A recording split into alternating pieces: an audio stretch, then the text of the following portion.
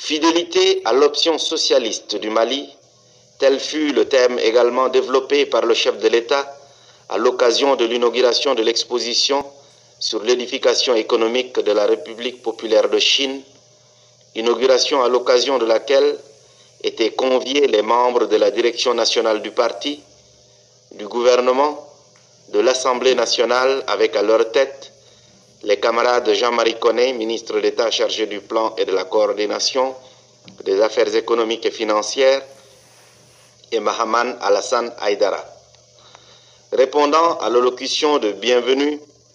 du président de la Commission chinoise pour le développement du commerce international, le camarade Modibo Keïta a notamment affirmé la voie suivie par le peuple chinois, qui fut une voie de lutte, de sacrifice, car des centaines et des centaines des meilleurs de la jeunesse chinoise sont tombés pour que le peuple chinois soit libre et aussi pour qu'il puisse atteindre le niveau de développement économique que nous connaissons tous.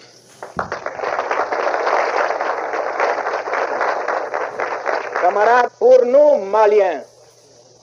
qui avons acquis notre indépendance, presque dans la facilité, l'exemple du peuple chinois doit être pour nous le phare sur lequel notre regard doit demeurer fixé dans les épreuves difficiles que nous aurons à connaître dans la réalisation de l'option de construction socialiste économique que nous avons faite.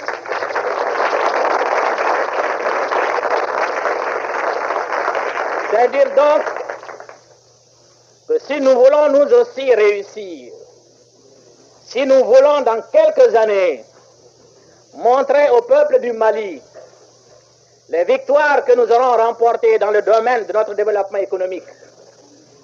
si nous voulons demain présenter à notre peuple, à l'occasion d'expositions, soit nationales ou régionales, le bilan de notre plan quinquennal, il faudrait que nous soyons animés, je ne dis pas au même niveau, mais dans une certaine mesure que nous soyons animés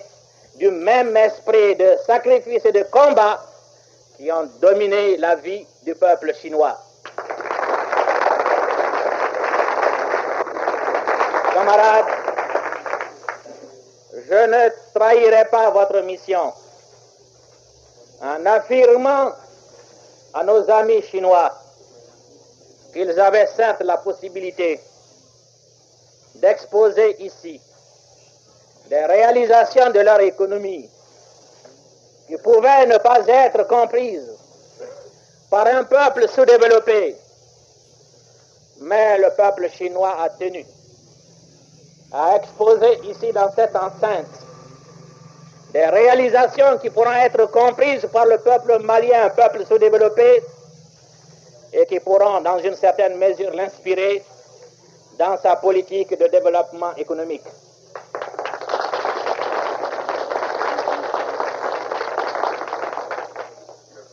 Cela se comprend parce que le peuple chinois, lui aussi, a connu et a souffert pendant longtemps de la domination étrangère. Comme nous, peuples africains, nous avons également pendant des décades souffert de l'obscurantisme de la domination coloniale. Se comprennent mieux ceux qui ont eu à vivre la même vie. C'est pour cela que le peuple chinois, le gouvernement chinois, a donné à cette exposition le contenu que vous aurez l'occasion d'apprécier. Et en votre nom, au nom de tout le peuple de la République du Mali,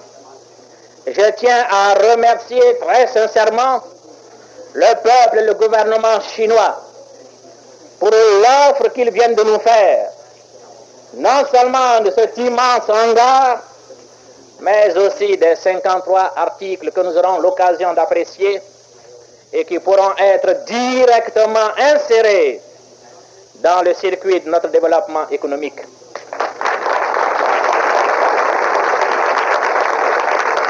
C'est donc vous dire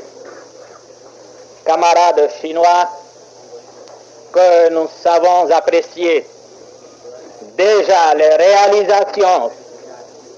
faites en République du Mali grâce à votre coopération,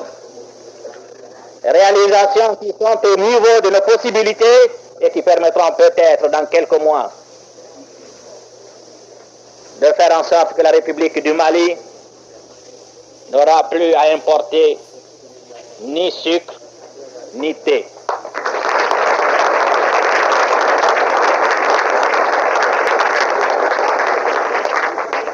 Le vœu que nous formulons, c'est que la coopération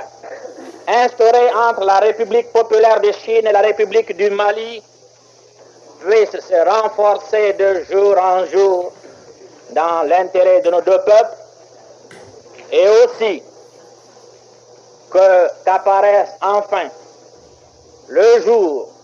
qui permettra à la Chine populaire de jouer dans le concert des nations le rôle qui lui revient de par l'importance de sa population et aussi du dynamisme qui anime son peuple.